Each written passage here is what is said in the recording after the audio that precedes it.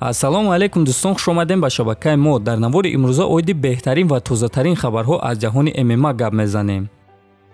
аллакай имшаб турнири UFC Fight Night баргузор мегардад, ки дар муҳорибаи асосии турнир ду топови ҷангвари вазни ним сабуки UFC Дэн Иге ва корейский зомби вомехӯранд. Ссилкаи пахши мустақими ин турнир дар телеграм-канали Паҳлавон. ҳозир боша биён суханҳои Дэн Игеро пеш аз муҳориба гӯш мекунем. рости гап ман аз якум рӯз барои ин муҳориба ба монанди омадани апокалипсис омода шудам ва ман барои ин муҳориба 100% тайёрам.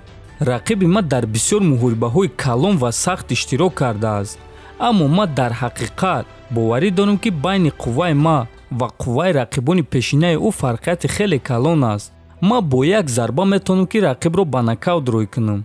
ман ҳамеша медонистам, ки ман чунин зарбаи сахт дорам ва ман ин чизро танҳо дар муҳорибаи охирони худ нишон додам. агар ки ӯ ба ман ҳамла кунад, чӣ хеле ки бо рақибони пешинаи худ мекард, пас ман гуфта метавонам, ки ӯро аз қафас беҳуш мебаранд.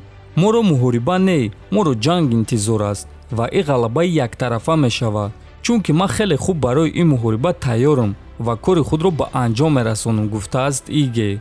дӯстон, дар ҳақиқат муҳорибаи Дэн Иге ва корейский зомби беҳтарин муҳориба мешавад ва шояд ки яке аз беҳтарин муҳорибаҳои сол шавад, чунки ҳар дуи ҷангоро хеле муҳорибаҳои дурахшон нишон медиҳанд. шумо ба ғалабаи кӣ боварӣ доред? метавонед фикротонро дар комментария нависед.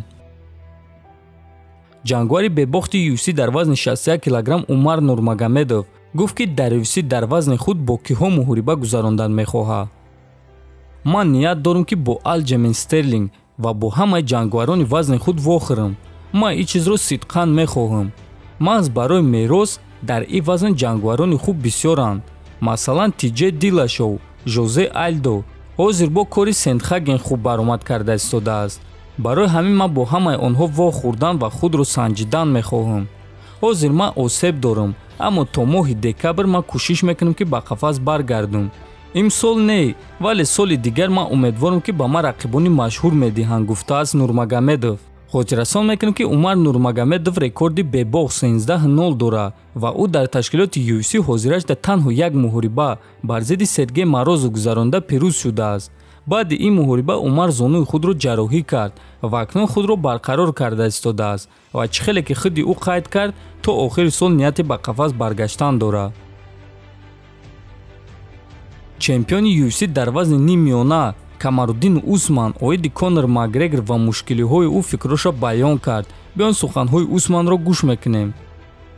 ман медонам Конор будан мушкил аст.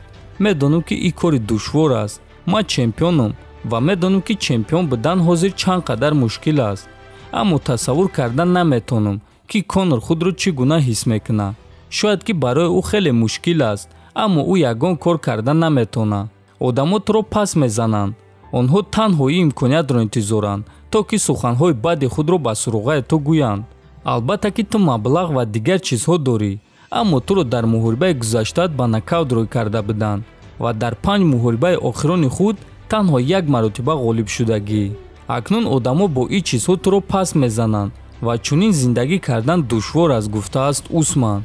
дӯстон, дар ҳақиқат суханҳои Усман рост аст. ҳозир баъзе мухлисо, ҳама не, баъзе мухлисо туро мухлисӣ мекунанд, аммо вақте ки ту мағлуб мешавӣ ё ин ки муҳорибаи дилгиркунанда нишон медиҳӣ, онҳо дарҳол норозигии худро нишон медиҳанд ва чанд маротиба Конор Макгрегорро дар саҳифаҳои иҷтимоӣ дар комментарияҳо пас заданд ва акнун тасаввур кунед, ки боз як маротибаи дигар Дастин Пориё ӯро ба нокаут рой мекунад.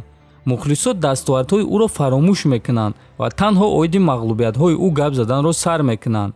дӯстон, ба фикри шумо ин кори дуруст аст ё не? метавонед фикротонро нависед. дар канал обуна шавед, то бозидид хонободу сарбаланд бошед.